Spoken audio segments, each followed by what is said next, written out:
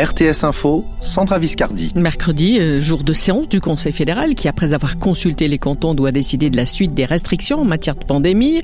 Alors la réouverture des commerces non essentiels au 1er mars paraît acquise. Les grosses pressions viennent des restaurants. Ils demandent de pouvoir rouvrir au même moment. Muriel Balamont, est-ce que le Conseil fédéral pourrait infléchir ces décisions ? C'est en terrasse que le compromis pourrait se trouver concernant les restaurants. D'accord pour servir avant début avril les tables extérieures, mais pas en salle. Le Conseil fédéral pourrait décider d'ouvrir les terrasses pour éviter l'incontrôlable, des réunions spontanées que promettent les jours ensoleillés. D'un autre côté, il pourrait camper sur ses positions et attendre avril pour une réouverture des terrasses. Depuis la semaine passée et les options retenues par le gouvernement, pas de surprise du côté des données épidémiologiques qui sont celles attendues. D'autre part, les cantons ne sont pas d'accord sur la marche à suivre, pas de quoi mettre une pression supplémentaire donc.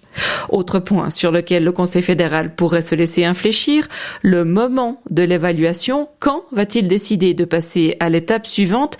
Certains cantons plaident pour une nouvelle analyse à la mi-mars déjà, alors que le Conseil fédéral s'était réservé davantage de temps. Enfin, l'âge pour accéder à la plupart des activités sportives et culturelles pourrait être relevé de 18 à 20 ans. La réponse, c'est dans l'après-midi. Le PDC pourrait perdre sa majorité au gouvernement valaisan le 7 mars prochain, lors des élections cantonales. Selon le sondage mené par les médias valaisans, les 3 sortants seraient réélus, suivis de 2 élus fédéraux. Aucune femme, par contre, pour succéder à la socialiste Esther Weber-Kalbarmatten. Et selon le 2e sondage SSR, c'est 2 non et 1 oui que nous nous apprêterions à glisser dans l'urne le 7 mars sur les objets fédéraux. Non à l'identité électronique, oui à l'accord de libre-échange avec l'Indonésie et plus que 49% de oui à l'initiative dite anti-burqa. Le soutien à ce texte a notamment baissé du côté des femmes ainsi que dans tous les partis sauf à l'UDC. La tendance est donc ancrée du côté du non, ce qui réjouit la Concert nationale verte vaudoise Léonore Porchet. Je crois qu'il y a vraiment des personnes qui, naturellement, sont plutôt opposées au signe que pourrait renvoyer la burqa, qui avaient envie de voter oui. Et je crois que notre campagne, elle montre petit à petit, et elle convainc petit à petit aussi ces personnes que l'initiative n'est pas une réponse à cette problématique. Au contraire, c'est plutôt un danger. C'est sûr qu'il faut rappeler que le texte, il touche beaucoup plus largement que la burqa. Il va par exemple interdire les mascottes sportives. Et donc, il faut rappeler encore et encore que le cadre légal actuel, il suffit autant pour lutter contre les contraintes que pour garantir la sécurité aux abords des stades. Léonore Porchet avec Camille Degotte, sondage donc réalisé par l'Institut de recherche GFS Berne entre le 10 et le 18 février, marge d'erreur plus ou moins 2,8%. Genève ouvre sa campagne de vaccination anti-Covid à tous les adultes particulièrement vulnérables ainsi qu'au personnel soignant. Le canton a déjà vacciné près de 28 500 seniors de plus de 75 ans. Porc jeté dans le jardin d'une famille juive, salut nazi, flambée des théories du complot juif dû à la crise. Les actes antisémites sont en hausse en Suisse romande, près de 150 l'an dernier. C'est 40% de plus qu'en 2019, selon la coordination intercommunautaire contre l'antisémitisme et la diffamation.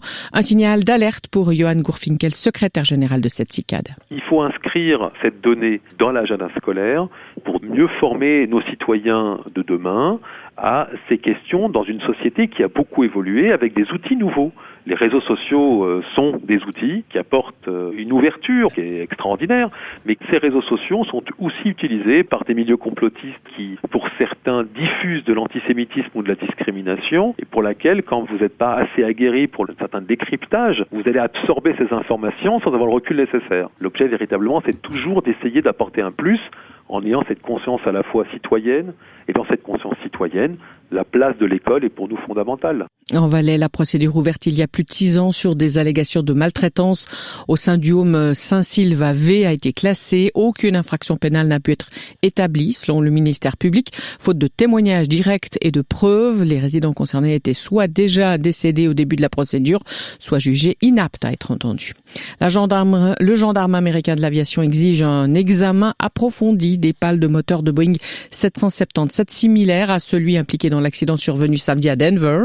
Avant qu'il puisse revoler, l'inspection par imagerie thermo-acoustique doit détecter d'éventuelles fissures invisibles à l'œil nu. Tiger Woods, le golfeur légendaire, a eu un grave accident de la route hier matin dans les environs de Los Angeles. Sa voiture est sortie de la route pour une raison inconnue. La star du golf a été opérée des jambes, Vincent Steucklin, mais sa vie ne serait pas en danger. Les images des télévisions américaines sont spectaculaires. Elles montrent la voiture de Tiger Woods fortement endommagée en bas d'un ravin le long d'une route de Californie.